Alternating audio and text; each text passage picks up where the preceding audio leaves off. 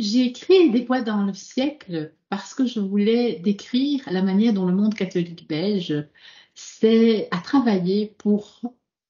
s'adapter d'une certaine manière à la modernité à partir de la Deuxième Guerre mondiale.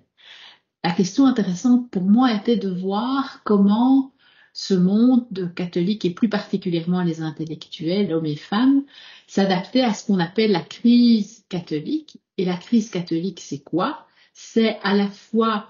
ce sentiment d'inadaptation au monde qui change très très fort à partir de la Deuxième Guerre mondiale, mais aussi un sentiment de malaise par rapport à l'Église telle qu'elle fonctionnait jusqu'alors, c'est-à-dire un rapport essentiellement hiérarchique, pyramidal entre l'Église et les croyants. Il y a là, pour le monde catholique, pour les intellectuels, un problème d'autorité. Elle ne donne plus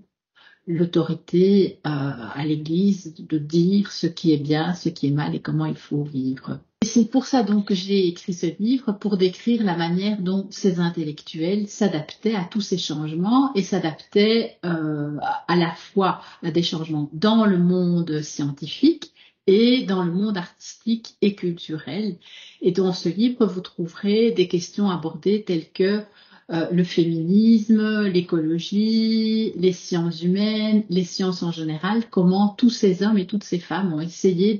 et ils sont arrivés d'ailleurs, à produire des savoirs, des sciences, des productions culturelles capables de dire encore la foi, de témoigner d'une foi, mais qui soit en résonance avec les grandes questions du temps qui ont traversé le siècle à ce moment-là, comme je le disais, l'écologie, le féminisme, les responsabilités des scientifiques.